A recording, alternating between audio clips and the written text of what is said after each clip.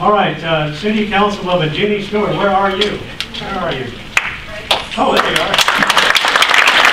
Well, welcome, Jeanne Stewart.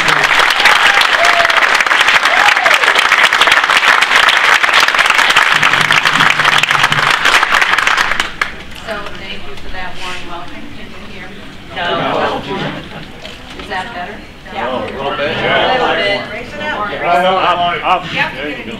Is this better? Yes. Okay, great. Yell at us, Jeanne. Okay, I'll do that. And I do want to indicate that so many of the things are so universally felt by those of us who are concerned about this project that some of the things I had in my notes have already been said. And so I'm going to delete that because you don't necessarily need to hear it again because this is a group that's already listening.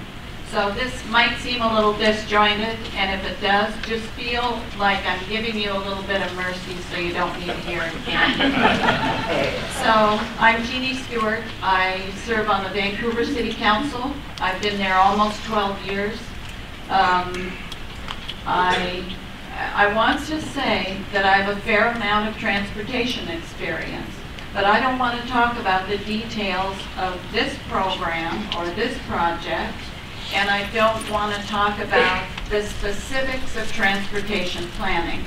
But I do want to give you a broad stroke of what my experience is in that field. I served on the CTRAN Board of Directors faithfully and loyally and effectively for 6 years. If you want to believe that people who disagree with the direction that light rail is going on this project, that people are punished for it, I was removed from the CTRAN board because I would not engage in a block veto dictated by the Vancouver City Council over a specific issue. And I would not engage in that. I will say that a couple months later, the council reversed their decision and for their own purposes, overruled themselves from the decision they made the night they threw me off. So who can explain it? So I also have attended many regional transportation council meetings over the years, probably the majority of them. And I've been assigned to RTC, the Regional Transportation Council, for the last about a little over a year. So I'm also on a National Transportation Council for cities. So that's to let you know that I do have some technical background, but I'm not going to talk about that right now. I want to talk about what I've done for the last 30 years. And when you are an elected council member, how important it is to know what your job is. You are the elected representatives of the for the citizens of your city. And that's what I am for Vancouver. I am their elected.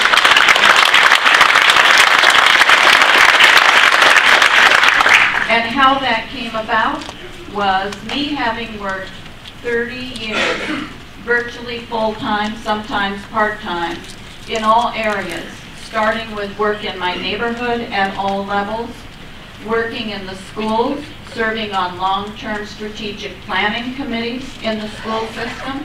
I served 6 years on the Vancouver Planning Commission, so I have a pretty broad-based level of experience working with what the issues are that affect the lives of the citizens.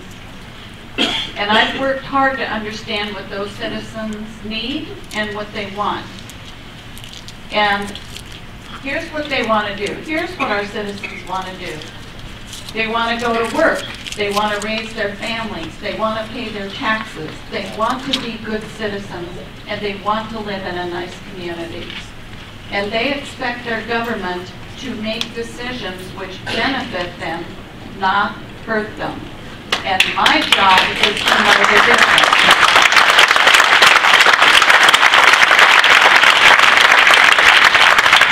This project, as it's proposed, hurts them.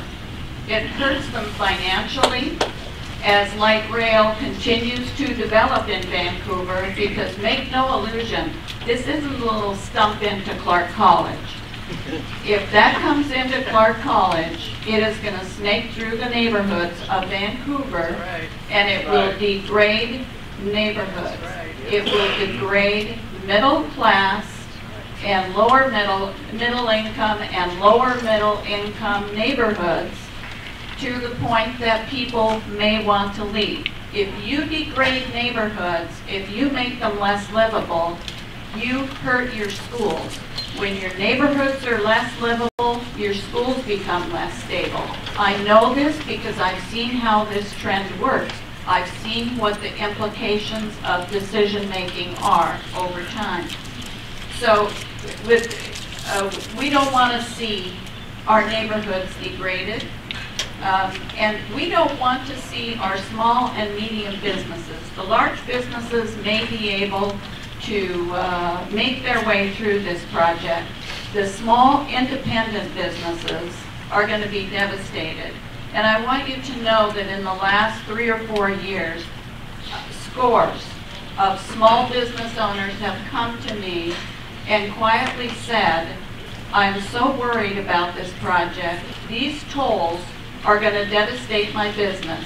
And what's going to happen is I'm quietly going to downsize my business. I'm going to eventually lay off my employees, and I'm going to close my doors, because if I have to pay to go get parts, if I have to pay to go do small jobs in Oregon, I can't make it anymore. So we cannot, because when we hurt small business, we hurt jobs. So what we need a project for our future, our city, our citizens, and our county. Thank you. Thank you.